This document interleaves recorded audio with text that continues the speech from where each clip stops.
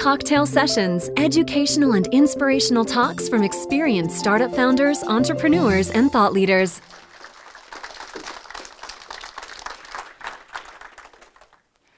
All right, hello everyone. This is my very first time to Vegas since I was 11 years old and couldn't gamble, and a lot has changed, so this is really exciting.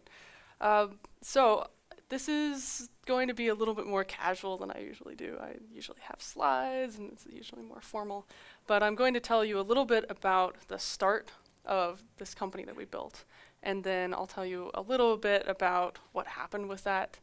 Starting a startup in a place that doesn't traditionally have a lot of funding available, like Portland, Oregon, which is where I started it, and then the transition, the whole acquisition, and how we made that successful, and how that usually acquisitions are not successful, and then in the end, what we're actually trying to do over the long term. And then I'll play this video, so you don't get the video till the end. Sorry, you just get to stare at it and wonder the entire time what it is. So first off, I was really into science and mathematics and technology, and I was really bad at history and social skills and social studies. In fact, I would regularly get really bad grades in those classes. And the reason why I was frustrated in those classes is because it was just a bunch of like kind of information junk food. It was like, there's this general idea of a population, and none of it was really accurate. It was like kind of this mass media produced books, and I was just like, I just can't understand this stuff. This doesn't make any sense. So in my free time was all these hobbies, like I'm gonna make websites, I'm gonna run forums, I'm gonna build apps, I'm gonna do some fun stuff on the web. But of course, growing up in Denver, Colorado, at that time there just wasn't really a lot of tech. There was like Lockheed Martin and like a bunch of defense companies, which were kind of interesting. But there wasn't anything, there weren't really any peers around. And so I would hang out with my dad and build like rockets and like electronics and stuff like that. But I always thought this would be a hobby. I said, okay, this is the fun thing. It's gonna be a hobby. I'm never gonna get a job in this, so I should learn some real world skill. And I wanted to go to school in like mathematics and science. And my mom was like, look, I don't know, how to help you, but one of my best friends is a math professor, and so you should talk to her, and she'll give you advice about your life. So she set me up. Sat there and said, hey, I want to go to Stanford, I want to go to Caltech, MIT, and she sat down with me and she said, look, it doesn't matter. I know that maybe you want to do like cryptography and elliptic curves or whatever theoretical thing you want to do, but if you don't know how to think, you are doomed. The world is changing, everything's going to be different, and probably by the time you graduate in 2008, there's going to be this big recession, and you won't be able to get a job. And in the Great Depression, the important thing was, the reason why Dale Carnegie, sold packed halls full of people, was that when people had money and when the economy was up, people didn't have to rely on each other as much. They could just pay each other to be nice to each other. But when the economy went down, people had to rely on each other. And so social skills became increasingly important. And the reason why Dale Carnegie's lectures in the 30s worked out really well is because it was an easy way to get trained in that. So people would part with a nickel to learn this so that they could be successful. And so one of my friends was taking economics at the small liberal arts college that I ended up going to in order to learn how to think, which was very, very useful. And he said, you're going to have a great time when you graduate in 2008. Just try and meet as many people as you can. Because it's going to be the perfect time, because no one's going to get paid to do anything. And so when no one gets paid to do anything, you can find the people who are genuinely interested in stuff and just hang out with those people. So I said, okay, all right. So I went to college at this small liberal arts college called Lewis and Clark, which is very rigorous in terms of liberal arts, learning how to think. And I majored in anthropology because I was horrible at social studies in school, and I thought this is going to be the hardest subject ever, and it was really, really hard for me. And I said, I could either be in the basement of some defense firm doing cryptography for my entire life, and then something political would come up and I'd lose my job. And I had a job offer, like Lockheed Martin out of high school. I was like, cool, I went through this engineering program, and just recently there were a bunch of layoffs. I would have been one of those people. And what would I have done? I don't know, because I wouldn't have known how to think, how to understand systems, how to understand how people work, and what motivates people. So I went through this really rough program. And during that time, I found out that there was this field called cyborg anthropology, which is all about the interaction between humans and technology, how technology affects culture, how things progress. And I told my professor, I said, well, I want to write all my papers on this. So Facebook came out at that time, like came to our college in 2005. I wrote all these research papers on Facebook. And then I said, I'm really interested in mobile phones. And around that time, I decided, why did I go to this school? I should have gone to Stanford or MIT. I really wanted to start a company. So I found the other two people at the school who were like, why didn't we go to Stanford or MIT? And we made an electric car startup. And this is during the time which there's all these government grants and funds to get electric vehicle charging stations out there. And electric vehicle charging stations were being put on like the side of the road at supermarkets, and hundreds of millions of dollars were pouring into this. And like Vinod Khosla was getting, investing in solar, like 2006. And we joined this thing called Young Inventors International, and they flew us out to San Francisco. And for Young Inventors, we were 19 years old, and Young Inventors were 28.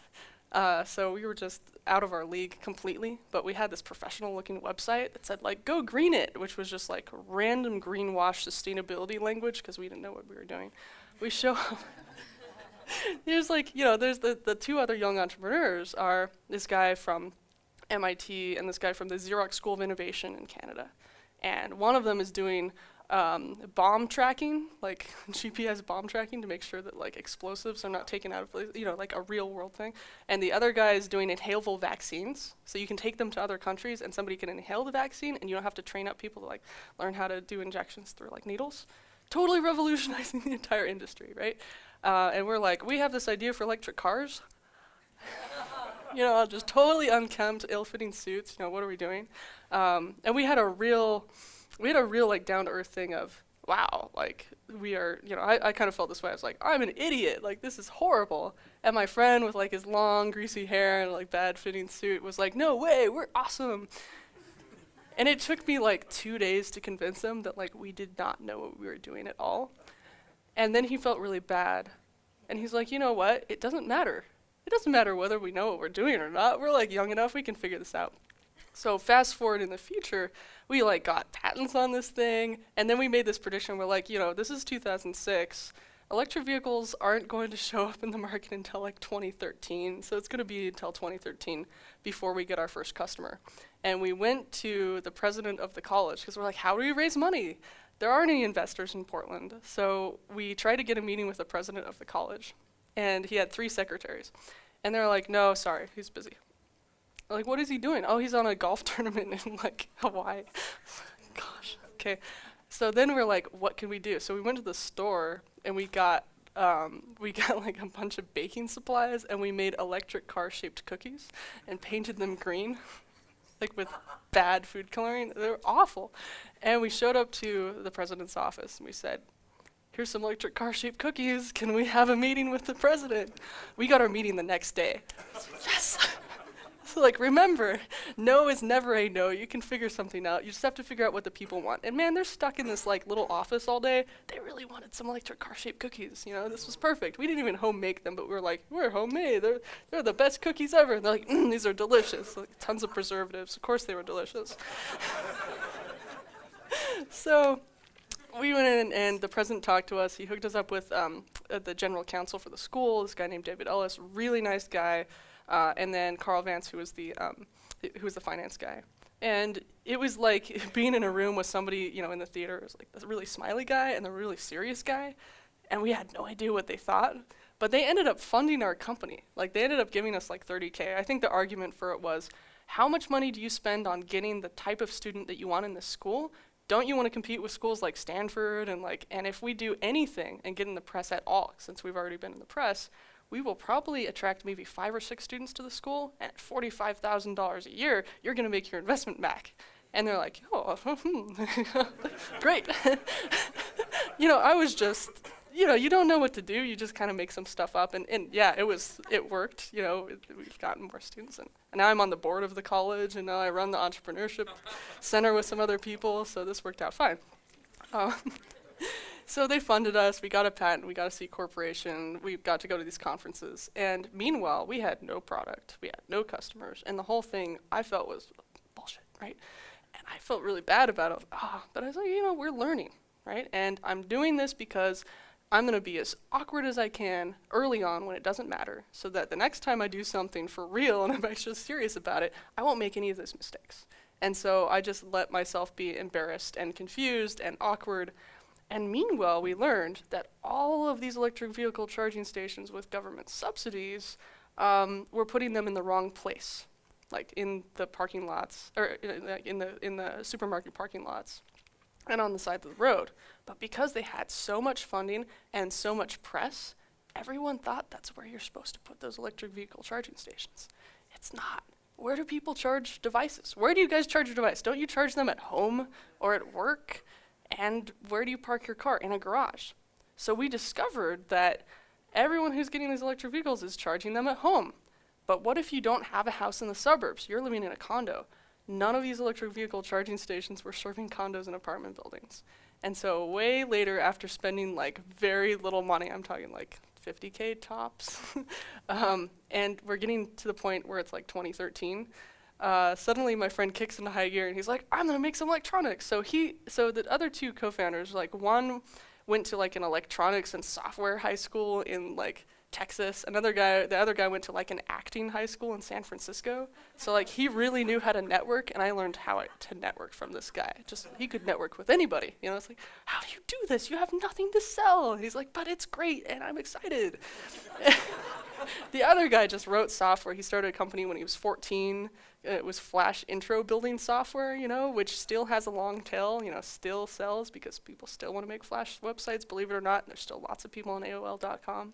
And so I would watch him. So both of them were like, one majored in physics, one majored in mathematics, and then the guy switched out to economics, and the guy with the startup, since he was 14, switched out to communication. He's like, I just need an easy thing. And he would sit there in communications class, and he'd hear what the professor said, and he'd be like, oh, that's a great idea for my startup. And so he'd like edit the site in real time, and then like do analytics and be like, yeah, that worked, and tell the teacher. He'd be like, yeah, so that worked. That didn't work. Don't teach that anymore. It was really great, you know. And then I was sitting there like learning anthropology, being like, this is really hard. I don't understand people, you know. And then slowly understanding like, oh, this is culture, and this is how you build this thing, and this is a totem, and this is a symbol, and wow. And so finally, when my thesis came around, I told my professor, I was like, I'm around phones all the time. I'm just going to do my thesis on phones. And she said, you know, go ahead. And so I followed people around with their phone, like walking behind them with like a notepad, and then did a lot of research on Facebook. And along the way, I noticed that, you know, the original buttons, like on large computers, were physical buttons. And if you wanted to change what the button did, you'd go around to the back of the computer and like physically change it. And that was technically very inefficient, but that's the only way to change what a button did.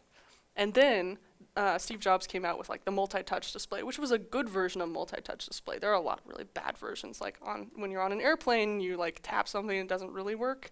That's really awful. But that's, you know, that was really the standard before this nice Apple multi-touch display came out. I realized like that's a liquid interface. It's like liquid buttons. You can have a button appear anywhere on the screen. If you want to change what it does, you just change the software. Wow, this is really a revolution. So it was like solid liquid, and I'm like, well, I like the water cycle, so why isn't it like solid liquid air? And we were doing like a lot of postmodern theory, and like I was learning about like urban planning and development and all this anthropology of cities. And there was this quote by sociologist Emil Durkheim that said, as societies advance, they go from mechanical, where, you know, you see like roads and things and everything's like, you know, very machine-based, like early industrial revolution, and it's kind of messy.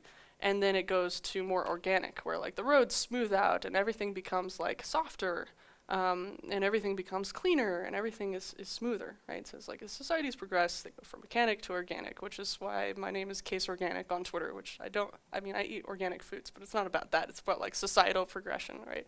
So I was looking at that, and then there was this other quote, it's like, all that is solid melts into air. There are all these people talking about like liquid modernity and like how capital was flowing in this more liquid way. And then I was getting into the startup community, and people were talking about how you make a startup and how it scales really well because you have no physical software.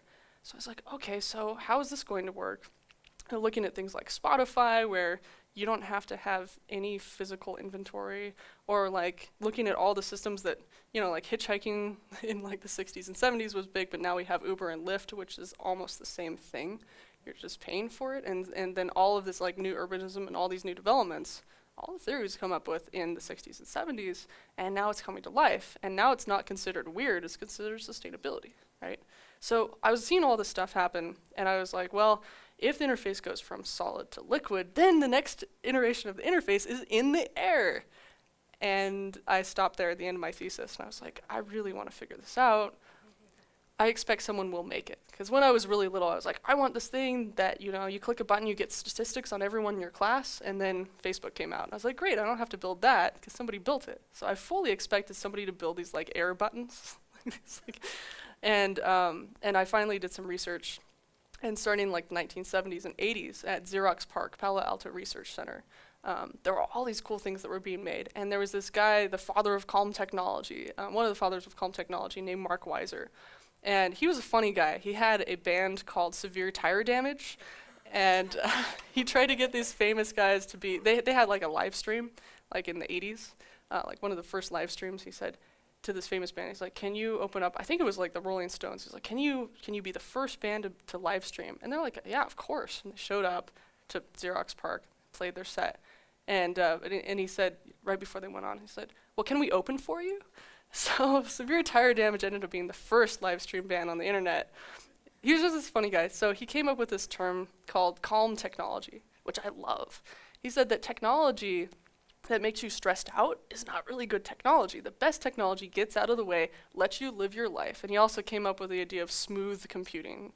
I was like, there's like relaxing, very enjoyable, ways of talking about technology.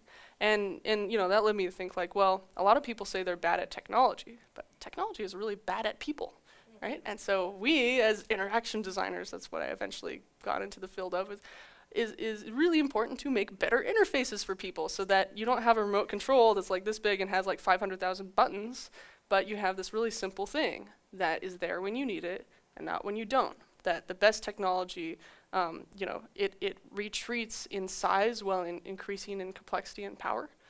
And so we look at all these devices that we have now, the really well-designed things that we love, examples of calm technology. They all make us relax. Like the iPad is really great. The iPad shape and form and all the things on it were created in 1968 by Alan Kay. Like he like carved it out of like balsa wood and carried it around with him. And he had all these theories on like how children could learn on this interface, and it would be this revolutionary thing. Really incredible. So I was researching this, and along the way I found these like active badges from Xerox PARC. You wear it around your neck. It was like $40,000 to make these little things. And you'd walk in, and the badge would detect that you were at Xerox PARC, and it would turn on your computer in your office. Now, of course, computers would take about 3 minutes to turn on at that time. So by the time you got your coffee and did some chit chat, your computer would be on because it knew you were in the building. And Mark Weiser talked about a future in which there were pads, tabs, and boards. So like you have a board like this where you can do something, and then there's like, the pad and then the tablet, right? So we have basically all of those things now, and that's our three main interfaces. And so he just wrote about the future and actually prototyped the future out.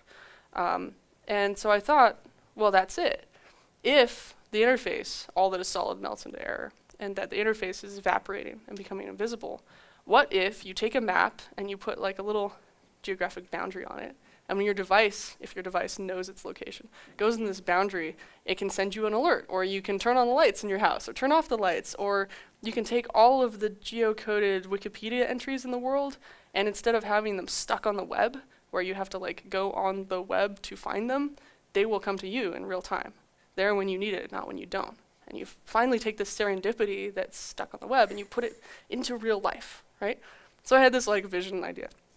I said, well, and I presented this at like some little unconferences in the tech community because of course I graduated in 2008 and there were no jobs. And I joined the tech community in Portland where we'd do these things like Ignite Portland, and then the news would show up and make fun of us. They'd be like, look at all these nerds doing this stuff, they're spending their Saturday like talking about PowerPoint. I'm like, oh God, We're like, well, this is great. We're completely unliked. This is perfect. Like, we all know that we all care about this stuff. And there was this little thing called CubeSpace, which was this actually quite ugly cubicle farm like above a bank, and you could go and co-work there. And there were as many as like 5 or 6 meetups there at night. And so all of us being like mostly unemployed, kind of half employed, just surviving, we go there and have the community. So like I learned a lot of different stuff about programming languages and a lot of different theories on stuff. And everyone supported each other. And I think the most important thing there was that you were allowed to be an amateur. Like, you know, the people that, you know, left that place, the people who started there, have all made companies that have been acquired, or they've made like companies that are going to IPO, or they've made, you know, 100-person, 200-person tech companies that have like changed the fabric of tech. All these guys were just there, and we were just supporting each other. When you're a kid, you're allowed to be an amateur. And when you're adults, like, well, you have to be professional or leave. You know, that's dumb. How do you learn anything? So we were able to do that. So after a while, I gave all these little presentations, and I talked to people. I said, well, I'm probably going to have to go to San Francisco to meet somebody who is interested in building this project with me, which is the invisible interface, and it just sounded really silly. And then later at this event, which is kind of like this event, it's called Beer and Blog in Portland. It's like 100 people, and it just meets at a bar, and you just drink beer. No one really blogs. Originally, there was blogging, and the bar tried to kick the bloggers out. They're like, "Why are you sitting here as nerds on laptops? Like, you're destroying our ability to like get customers." And so we grew to like 70, 80 people. And then the bar would like ignore us and be a jerk. And we're like, okay, well, we're just gonna go to another bar, literally called Plan B. And it was like so we went to Plan B one day, and we came back the next week to this place called the Green Dragon. And they're like, why did you leave? And we're like, well, because you were jerks and you didn't give us good service. And they're like, we have extra staff every Friday. We're like, yeah, well, we didn't notice your extra staff because we don't get any service. Like, there are 100 people that didn't show up. We're like, yeah, we're bringing 100 people every week to your bar. And then they're like, okay. And then they were super nice. And then we just had that again. So that was the place that you went. If you were new to town, if you're visiting, if you're old, everybody of all different backgrounds would show up. And so this was like the complement to CubeSpace. And so one day, I was trying to find the counterpart to me, right? And that would be kind of a person that's like super quiet, can focus really well for a long period of time because I'm, and was really interested in doing something and had his own thing. So somebody brought this person to me one day at Beer and Blog and said, hey, check this guy out. His name is Aaron. He has been tracking his location at 5-second intervals for like 2.5 years. Interesting. Well, okay. So I was like, wow, somebody's dedicated to something. First off, this was like the litmus test in my head. 5-second intervals for this amount of time? Cool, And what do you do with this? He's like, well, I make maps with it. Really? Can you speak at my data visualization group? Because I ended up running all these events, So not only does he show up, but he shows up with these beautiful printout maps. They're just gorgeous. Everywhere he's been, it's like this geographical data portrait. I'm like, wow, this is amazing. And I was like, well, you haven't been here, here, here, here, and here. Let's go. And he's like, no, I don't want to mess up the data. I'm like, oh, so I trick him. I'm like, well, let's go on a walk. And I'm like, so, you messed up my map. But anyway, we started hanging out, and I was working at this ad agency, White & Kennedy, learning about how to promote stuff, and that was right on the cusp of the whole Old Spice campaign, so I got to like see all of that happen. It was amazing, like one small step for advertising, one giant leap for advertisers everywhere, right? Or really good smelling deodorant or something like that. But it was a really important time in Portland tech and in the advertising. Everything was kind of just changing, and people were being weird and innovative. And so we started hanging out, and the litmus test for me was, he's like, hey, let's have coffee. And I always got these like coffee requests, and I was like, okay. And I tried to think of the most inconvenient time possible. I was like, so it's going to be at this crappy coffee shop, which was conveniently across the street from my house, at like 7:30 in the morning. And he's like, okay. So he shows up at like 7:30 in the morning across the street. And we start talking. And he talks differently from other people. I was like, wow, this is really refreshing. And so we met there like every morning. And it turns out he was living with his parents after graduating from college. And he was driving like 40 minutes to get to this place. So eventually, one day, I was late to work because we were talking for so long. I was like, we should start meeting downtown at my studio instead. He's like, okay. He's like, do you need a ride? And I said, yeah. So he has this old Volvo, which is 250,000 miles on it, and it's like this old car from the 80s, and it's great. I was like, this guy is really, really spendthrift and logical. You know, this car can run forever. Like, I know a friend who like maintains these cars and gets them to run for like 100 or like 1,000,000 miles, literally. And so I went to work, and then after a while, we just started hanging out every night. It was like having this cool counterpart. Like, we have 4 hours. Can we build a project in 4 hours or not? And so we'd build a project. And then it was most of our time, so we both work 40 hours a week, and then we started to spend 60 hours a week with each other. So it was like all these cool projects. And then I went to New York, and I was like, hey, you GPS track a bunch. Can I do that too? And he's like, sure. So he sends me a phone, and there wasn't any GPS tracking on phones at that point in time in the background. So he sent me a Boost mobile phone. He was using a Windows Mobile 6.5, and I was hoping silently that iPhone would come out with like GPS on it. So he turns the phone on, turns it to tracking mode, ships me the phone, and I can track it. And I see where it stops. I get it in New York. And I come back, and I start getting these location-based messages, like Amber's in Northwest Portland, Amber's in Southeast Portland, Amber's on the Burnside Bridge. I say, oh my gosh, did you just build the system that I wrote my thesis on, like independently? And he's like, oh yeah, I've been doing this for like 3 years. Oh my gosh. So it was like, wow, we can do this thing. So we made these little presentations about it.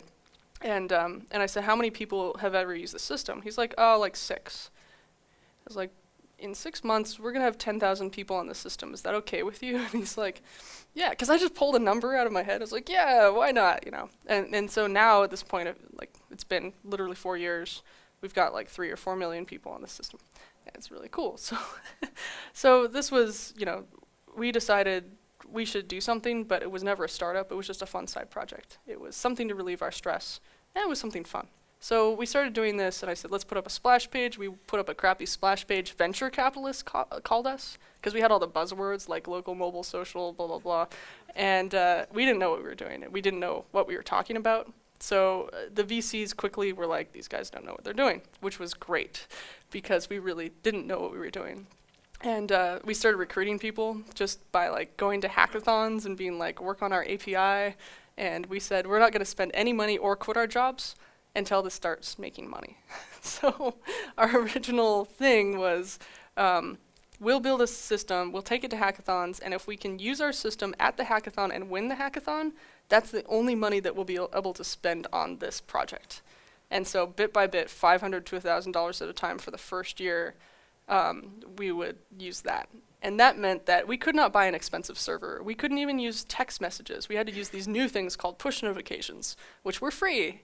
And it turns out the whole market goes the push notification way. This is great. We bought our first server. It was like a physical server. And we had to write the software so that we could run it on this cheap server. And so all of our technology decisions were based on that. And when you scale something, that makes a really big difference. So we were super spendthrift from the beginning. And then I really was like, oh my gosh, I need to quit my job. 60 hours a week on this, 40 hours a week regularly. This could easily take 80 or 100 hours a week. Oh gosh, oh gosh, oh gosh. So I got nervous, and then I called up my boss, and I was working at this cool, well, I thought it was really cool. It was this little agency called Vertigo Software. We made software. I called my boss. I was like, hey, Scott, I have to leave.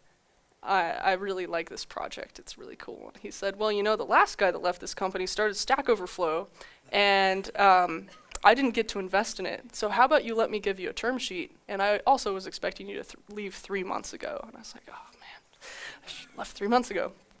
So I let him give me a term sheet.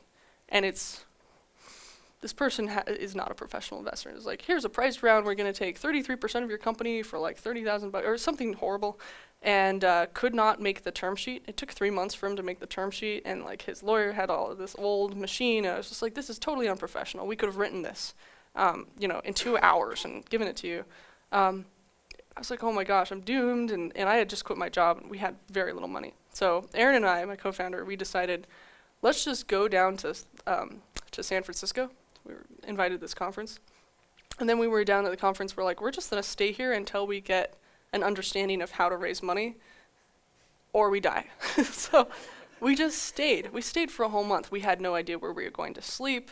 Aaron started getting into credit card debt at like $10,000, $20,000. At the very end of the trip, I had $1 left in my pocket. He had $5 left in his pocket and like 10 or 20K in credit card debt. And we had hired 2 people as contractors, and we were not going to be able to make the payroll. And it was really stressful. And I was just like, well, we go back and it sucks, it sucks. Oh well, I can work at the same company again. It's an open door. And meanwhile, we were supposed to get this investment money. And so at the very last moment, my friend Diane Eisner was like, hey, look, she worked at Waze, and she was really cool. She used to live in Portland, made this geographic startup. And she was like, look, there's this conference, and you should speak at this like little pitch competition called like App Circus. And I was like, great, when is it? She's like, it's in 5 hours. Okay. How many minutes do we have? 3. 3 minutes? And she's like, yeah. So Aaron and I went over to Epicenter Cafe, which is like, we just sat there and we're like, oh my gosh. So we spent the full 5 hours on this 3-minute talk. And we're like, oh my God. And then people started presenting. So we went to the place, and people started presenting. And they were from these big, important companies that have millions of users. And we're like, we're this little tiny app that allows you to share your location temporarily, and it's private, and it's interesting, and there's an API, and it's a platform, and blah, blah, blah. And they had, and it turned out that all these guys had not spent any time on their presentations. They had sent like a marketing person instead of like the tech person, and they bombed out. And we were the very last presentation, and we gave this like pretty good presentation. And we were so nervous that we didn't look over the panel of judges, and we realized that we knew all of them, and they already knew our product. And they like asked us all the right questions. And then at the end, we're like, wow, that's great. Well, we're out of money tomorrow, so this was a fun trip. And we can't get back to Portland. Oh my gosh, what are we gonna do? So in the morning we go to the conference, they tell us, you've won! And for the first time, we're gonna give $1,500 to the winners. Suddenly we could get our plane tickets back, make our payroll, and we had to get back that last day because we were speaking at Intel at this like panel and location. And so we flew back, got to Intel just in time, and I remember being in the speaking, and somebody was like, this guy named Nitin Rai is in the audience, and he's an investor. And I knew right then it was this crazy gut feeling. I was like, if I talk to this guy, he's gonna give us money. And so I ran up to him afterwards, like, hi, Nitin Rai, how's it going? He's like, whoa, you're really intense. I was like, I don't care.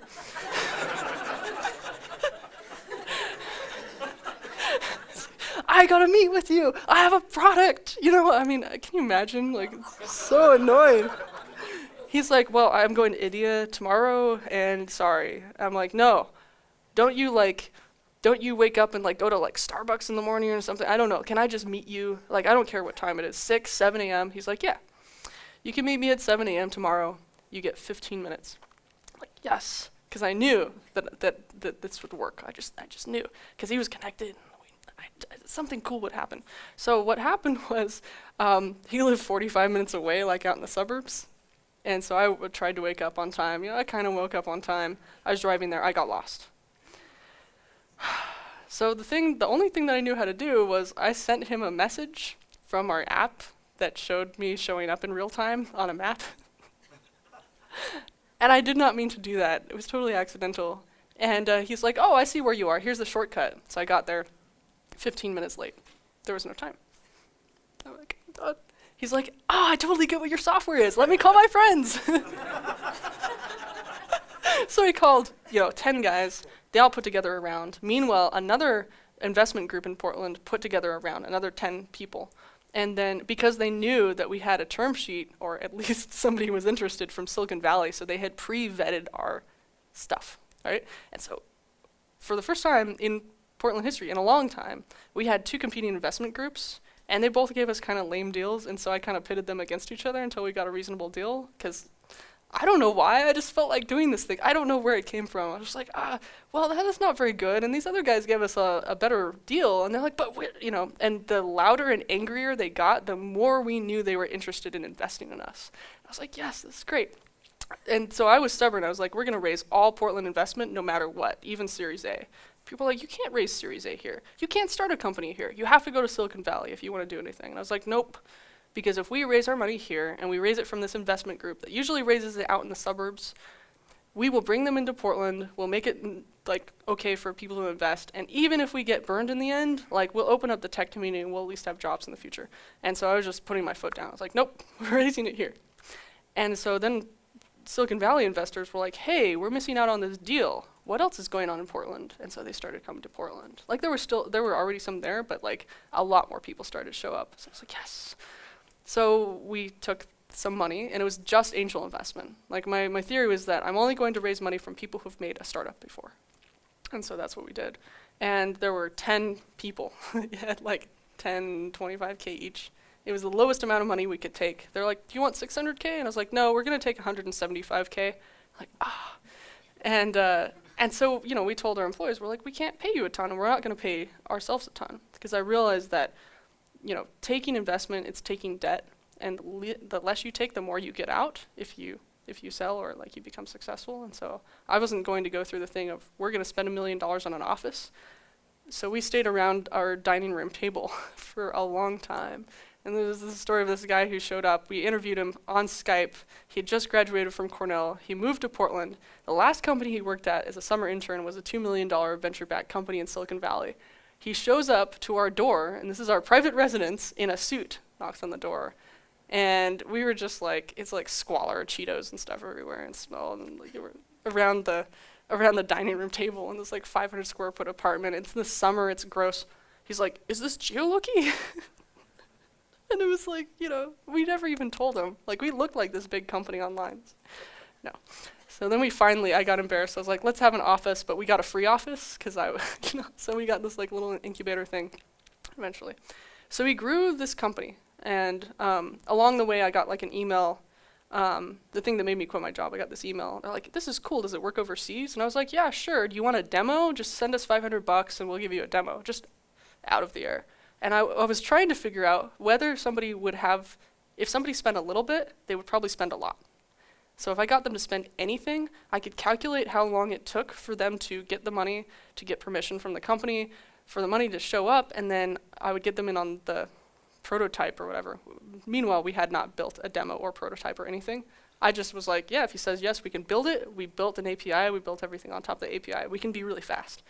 So he sends us a check. It turns out he's the CEO of the company. He's like, here you go, $500. So we held up the check. We're like, cool, this is real stuff. And then I gave him the prototype. He's like, this is cool. And that took us like 4 hours to build. He's like, this is cool, but can I have this, this, this, this, this, and this? I'm like, sure. And instead of saying, yeah, that's on our development roadmap, I said, here's an itemized list, whatever you want to pay for, and it's like $25,000. He's like, great.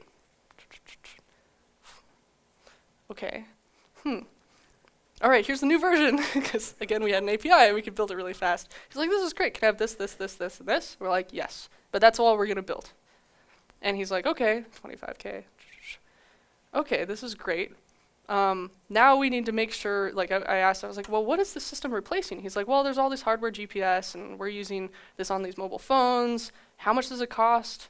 Oh, well, it costs $100 a month per phone. Okay, well, we'll charge you $50 a month per phone.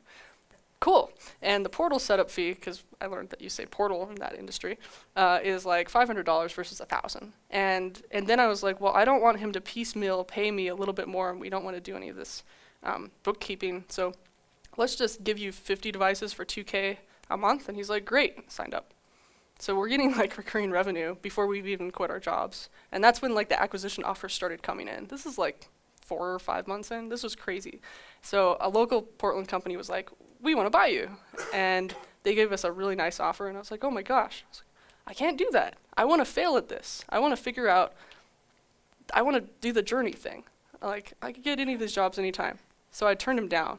And I said, you could give us, I think it was like 500K. It's like, instead of 125K, because that was a lot, you could give us 500K, or you could pay us 20 times that amount next year. And he's like, well, I'm not going to pay you 500K. I was like, okay, well, we'll see you in a year.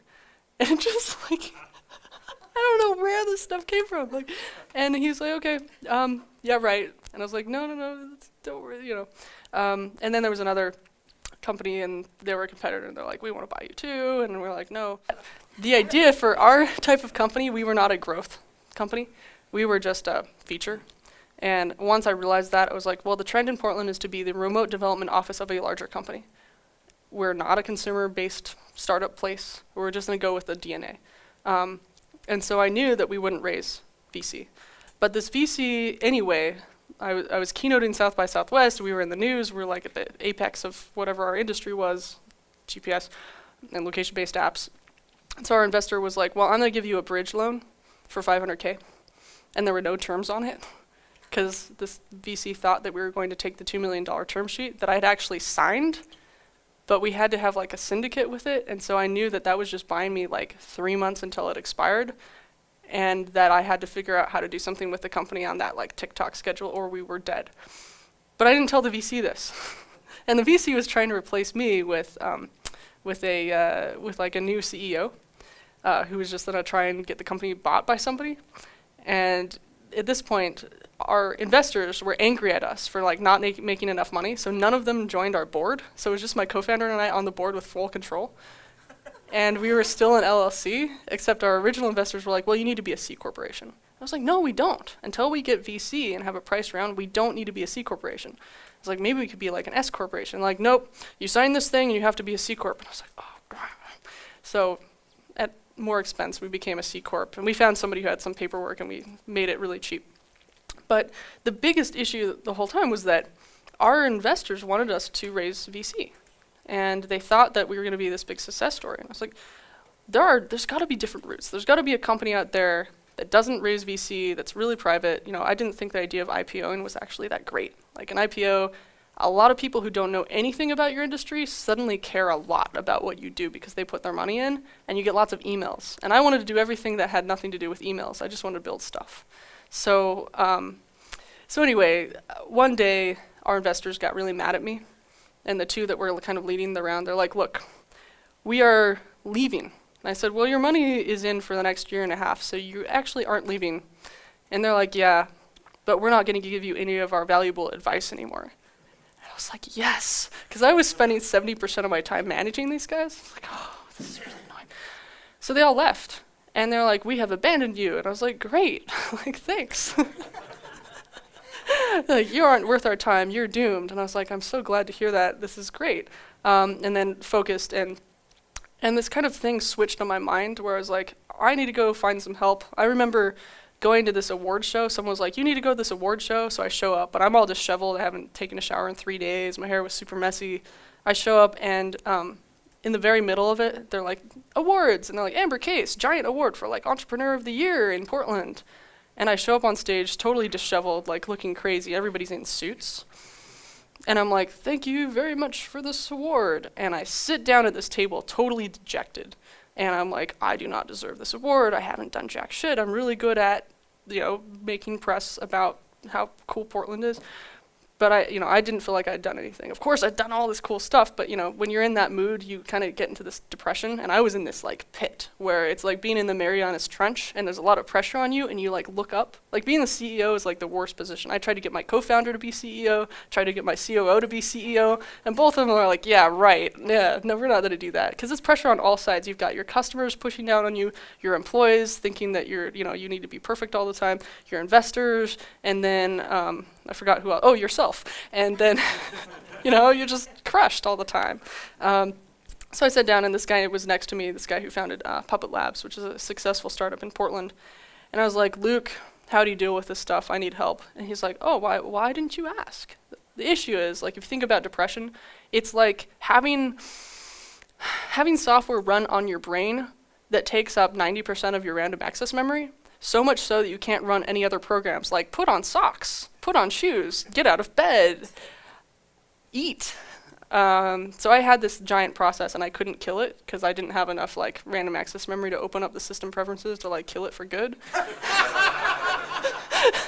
I was just like, I'm screwed. So this guy was like, let's go, meet me in my office, we'll have a drink, give me your pitch. He's like, oh, Kleiner Perkins would love this. I was like, yeah, and he's like, oh, they're one of our investors. I was like, something is wrong. It's like, I don't really want to raise VC. And he's like, well, I should introduce you to somebody. So he introduced me to this unnamed person who I'm just going to call Gandalf. Even though it was a woman Gandalf. I don't know. Anyway, she had done a lot of really successful startups with her husband. And she was just this quiet person in the background, had no reputation. She's like, I have no reputation, therefore I can do anything I want. I'm free. I'm like, wow, this is a great person. And she said, you know what company really, really good for you? This company called Esri. I was like, what is Esri? She's like, well, it's this giant company that does cartography, and they've been around since 1969, and they've never raised venture capital, and they have been profitable from day one, and it's co-founded by a husband and wife. We were 25. And you guys, you and your co-founder who live together and our partners, were also 25 when you started it, so you have a lot in common. I was like, yeah, right, of course we have a lot in common. And she's like, well, and I said, I can't get introduced to this company unless you're introducing me to like the corp dev person. Because you can get introduced to like some random person at a company and nothing goes through. I was like, we've got like 2.5 months at this point. And so time is ticking. And she's like, yeah, Esri is notoriously slow at acquiring companies. I was like, oh my gosh. She said, well, do a partnership first. Because, you want to date before you get married. And a partnership is like an easy way to understand whether you're complementary, you'll fit together, you figure out the terms, you figure out how to do like the legal documents to get something done. It's like, okay. And then this echoed what my mentor of like 3 years before had told me. Hey, Esri's a cool company, you should join them. And I always delay about 3 years taking his advice on like everything. And he's been there before. He's like 73 years old. He's way more technically advanced than I am. He's like, check out this iPhone app. You better get an iPhone and like do all this stuff. I'm like, okay, Sheldon, it's okay. And then I do it and it's great. So she was telling me and guiding me through how to do a deal. And so first I had to figure out how to get a deal. So I called up that company that wanted to acquire us before. I called up one of our investors, the one that hadn't turned on us. And I said, hey, you're best friends with this guy who gave us an offer before. When are you going to have drinks with him next? And he's like, tomorrow. And it's like, tell him that there's a rumor that we might be willing to join another company. He's like, okay. So he goes and drinks with him. And he's like, hey, Geologi might be interested in being acquired. And they've got a lot of interest, so you might be able to snap them up. So this guy, like, the next day was like, hey, I heard that you might be interested in joining us. I was like, no, we might be interested. And he's like, just, come in. And he, true to form, gives us a much larger offer that, this is the same guy. I was like, come back in a year and you have to give us this big offer. He had to give us this offer. And so then we had met with Esri. And so the woman was like, well, have them fly out to meet you first. Because, there's a lot of people that get left at the altar in terms of acquisitions, and it's really bad. And, we already had one story. But there are a lot of those stories. So it's like, I'm really one of the people that I have to have lots of backup offers. So we used that, and we had met the corp dev and this other guy, and they had flown out to meet us. And litmus test number 1, if they fly out to meet you, they are interested. If they spend the whole day with you, they are interested.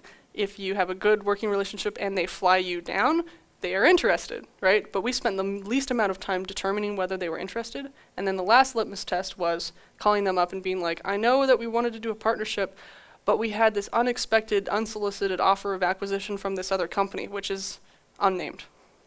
But they're a really good offer, and we have to, for our board, take the offer seriously. Of course, they didn't have to know, 1, the name of the company that was interested in acquiring us. They could assume, if they were paranoid and they really wanted to buy us, that it was one of their big competitors, the one that they lost 2 companies to before, because they weren't fast enough. So incentive 1, that they would be really fast. Incentive 2 was that that they were like, that would make them be interested in us or not, and we'd be able to hear the tone in their voice to see if they were panicking or not. So I recorded the phone call, and I was nervous. I was so shaking that I didn't understand how to even read this person. I played it afterwards, and we were both equally nervous. And I was like, great, we're on the same page. They're interested. So I said to them, I said, okay, well, are you interested? And they said, yeah. So, okay, well, let's do a thing where we're going to fly up next week, and let's have you interview our guys. Or rather, we're going to interview you to see if you're a good match. So we just turn the tables. Like, a lot of people wait around for something. I was like, I don't want to wait around. I want to be in control. So let's flip the tables. You fly up to visit us. We'll interview you to see if you're a good fit, because it's competitive suddenly. And we really wanted Esri. But we had to change the tempo in their company to make them act faster. Because it's really hard to make people act fast if they're not used to acting fast. And older company, they might have some cruft and it'd be hard. And then after that, we called up our 3 partners. And I said, hey, we have 2 interested companies out of the blue. Do you want to buy us? Because the whole idea with them is that they wouldn't have a partnership with us anymore, or there was uncertainty. So we entered uncertainty into the idea that if we get bought, you might not have a deal with us anymore. And they're like, oh my gosh. So they wanted to make a bid to make sure that they still had the deal with us because we provided more value to them than they provided to us. So I basically organized this week. I was like, we have 5 days. Half of them are already full. Fly up and interview us. And then they did. So for 5 days, we did an interview per day. Whereas basically these guys coming in, giving us presentations and being like, you should join us as a company. One was like, you should take us over. And one was like, we're going to absorb you and like destroy you. And one of them was like, we're on the same team. And I was like, I like the one we're on the same team. Like, I don't want to take over this company that's venture-backed and be beholden to actually getting it sold. And I don't want to be dissolved because we like this thing that we're doing. It's the future of location and Wikipedia articles and serendipity. And it's cool, you know, it's theoretical. So the end of that week, on that Friday at like 5 p.m., I called everybody up and I said, thank you so much. We've had 5 interested companies, which panicked everybody. They're like, oh my God, who are they? Can you tell us? No. We have to be confidential. And they're like, oh, you know. And I said, okay, so here's how it's going to go. By 5 p.m. next week, you will get a letter of intent starting at this price with these terms, and it will be signed by your board by 5 p.m. next week. And they're like, what is the price? What should we start? I said, well, let's start at this price. And they're like, is there going to be a bidding war? And I said, no. There will be no back and forth, but you have to start at this price because that's how much we need to get our investors to have a good payout, and we want to keep them in mind, even though we didn't have to tell them that, but even though they like abandoned us. And they were like, oh my gosh, and they were freaking out. They're like, I'm gonna have to cancel my trip. I'm like, okay, cancel your trip. Okay, so they canceled their trip.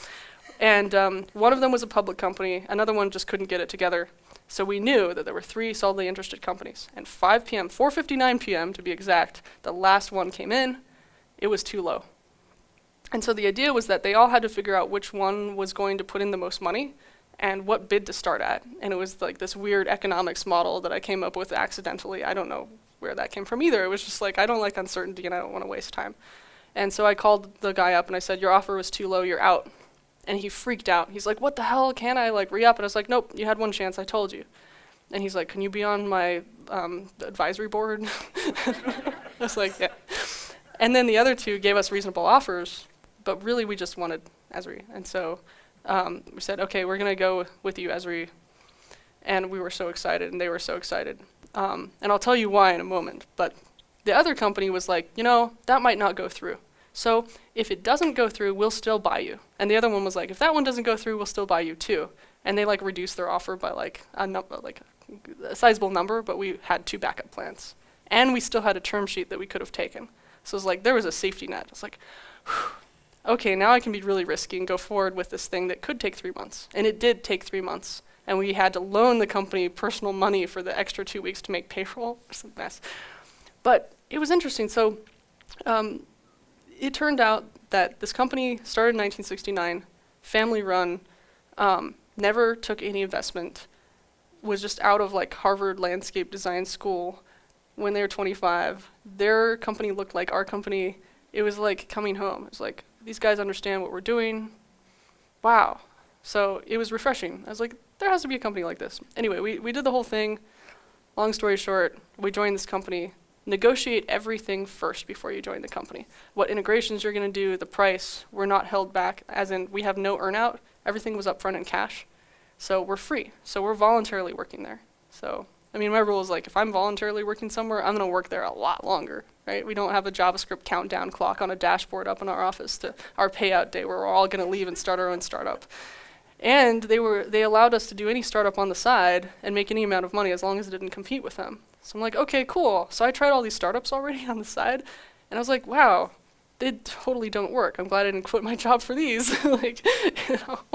So that's what happened, and the first thing I did, since I have the degree in anthropology, was figure out this is a tribe that has different language, and we have our own language. So I made a Rosetta Stone, and we just tried to speak each other's language.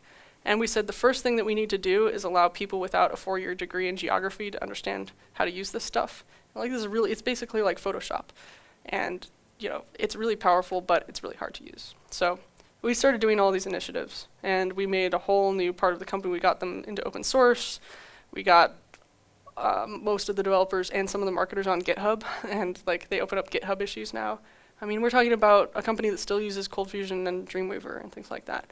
And it's not about saying, what you do is wrong, or what you do is old, or what you do is embarrassing. It's about saying, hey, look, that Cold Fusion form brings in $2 million in sales every year.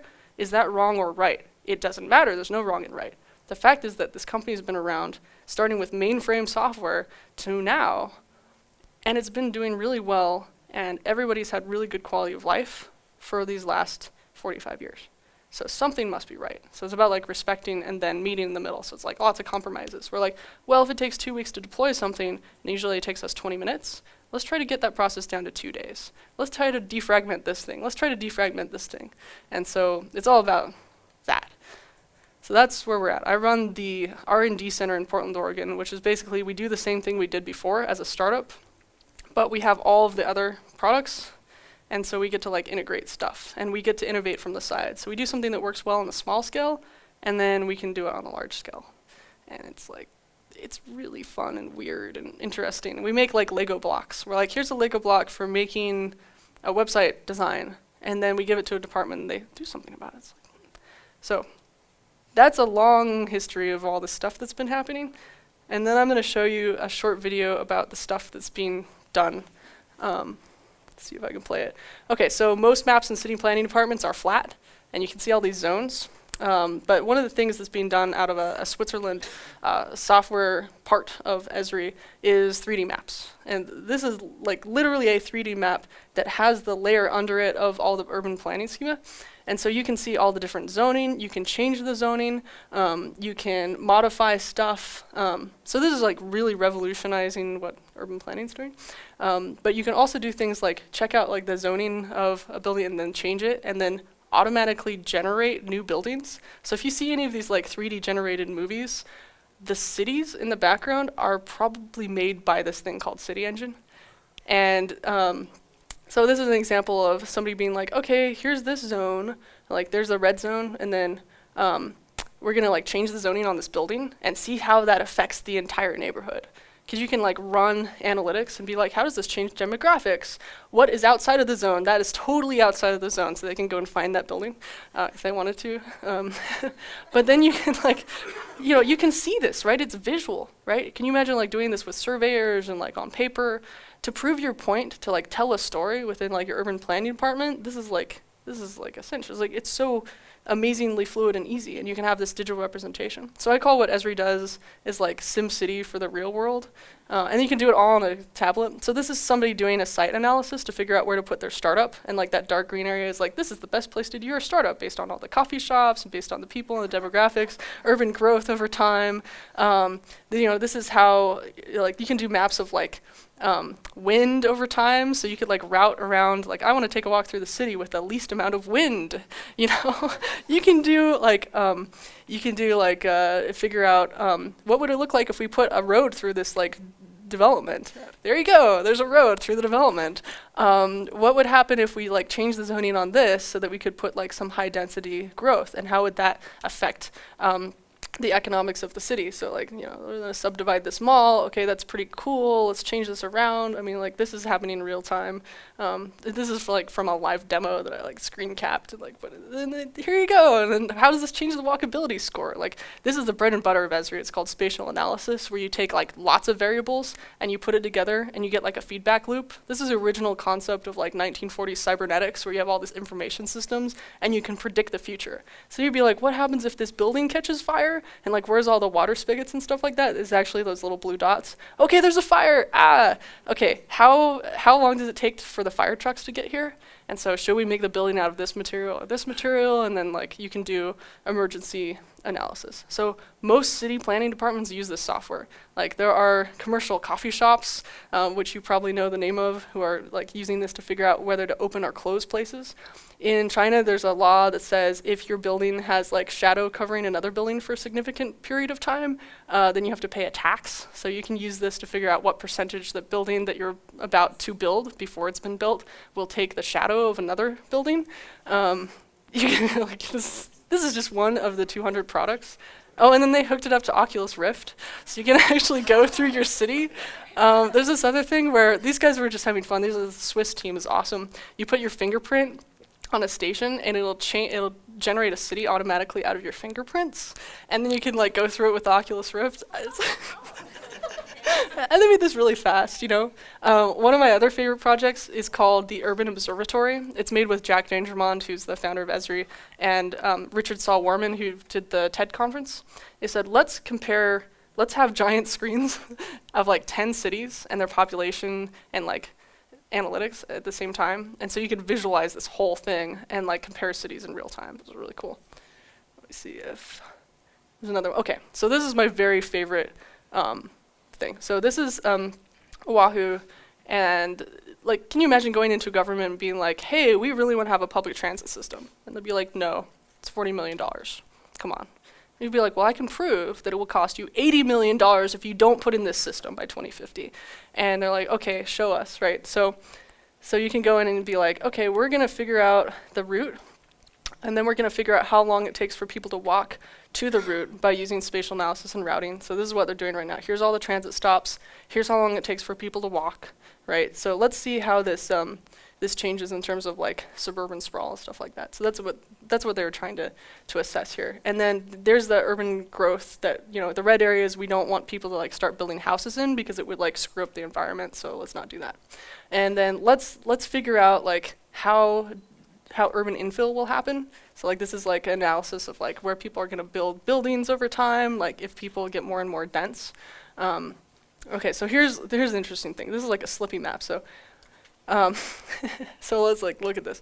Okay, so this is the area right now, and this, if you look at how it slides over, this is what it looks like if the transit system is put in. So this is urban sprawl over the next like 50 years, I think, or no, 30 years if the transit system's put in. And so you can actually see like, oh, it's not that much. Okay, this is what it will look like if the transit system is not put in.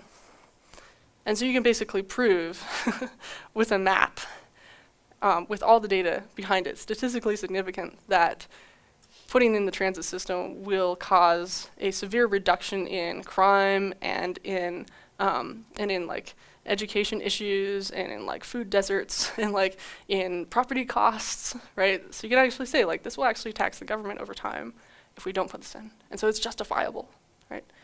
So that's why this stuff is really exciting to me. Because, okay, so this is for urban planners. You usually have to have a degree in geography to do this. What I want to do, and I think what a lot of people want to do, is say, well, if we have these tools as individuals, we can see, like, I went and bought a house. And I was able to do an analysis of, like, the crime in the area and, like, all the different things that would happen to the house in the future. And I was able to predict that, like, my house would get broken into in, like, the next, like, 2 months, and it happened. I was like, oh, well, I can predict that. So then I put in like a security system, and I was like, yeah, this will reduce it, and it did. And I was like, great.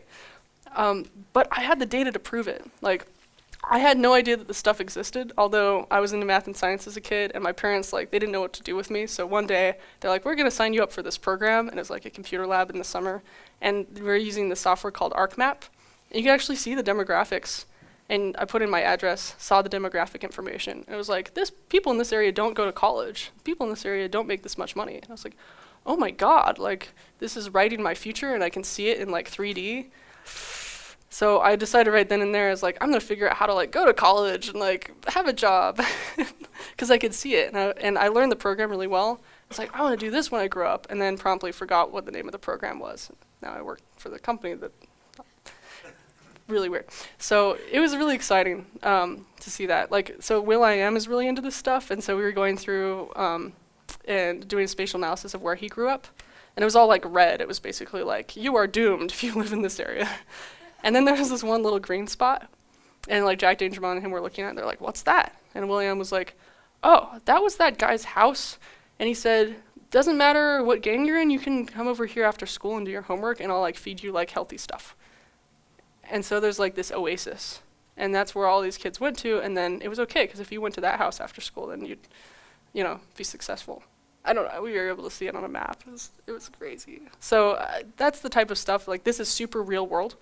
And the reason why this stuff can be built is because the company is privately owned and you can do 10 or 20 year plans at it, because we're talking about doing stuff that takes a long time.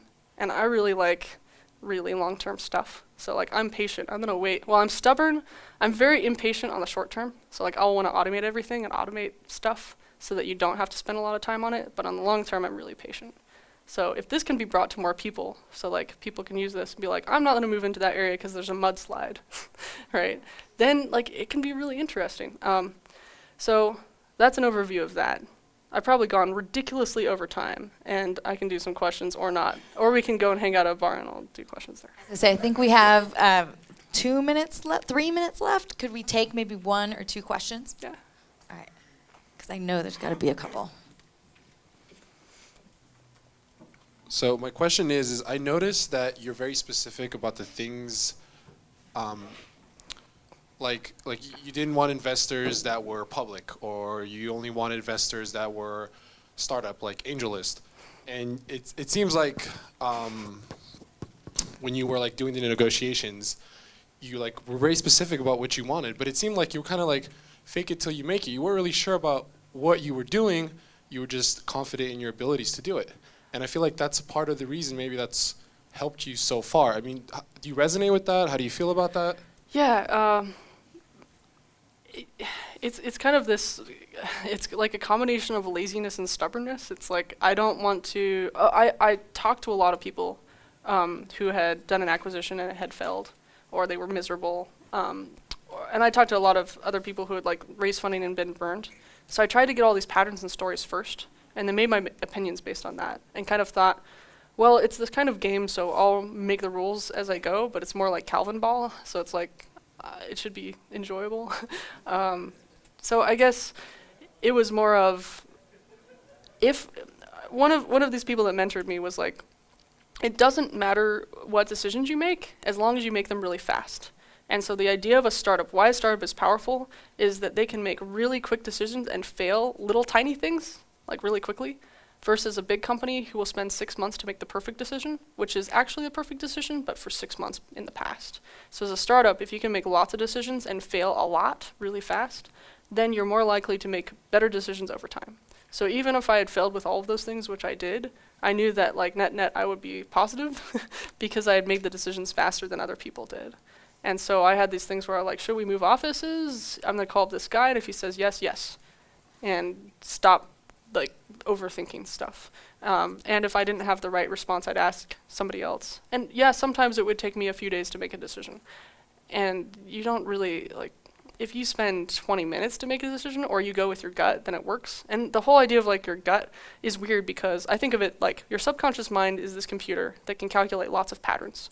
But it's very primordial, so it doesn't have the ability to speak to you with English because it doesn't speak in English. It speaks in primordial ooze or whatever.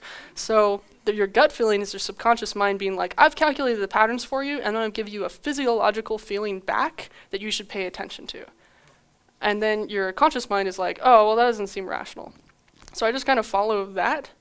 And I had some good advice from some good people. And I was like, well, if I just follow this thing, and when it seems like the wacky thing, I'll just do that and just go out on a limb. It's always been so much better. And it often is doing stuff that people wouldn't think to do or they freaked out to do because they're like, there's a rule. It's like the rules are made by people. And if you don't break the rules, then you can never get anything done. And the whole point of a startup is to break the rules because you're doing something that no one else has done on a road that has no passengers before. So this is a good question. I hope that's a sufficient answer. Cool.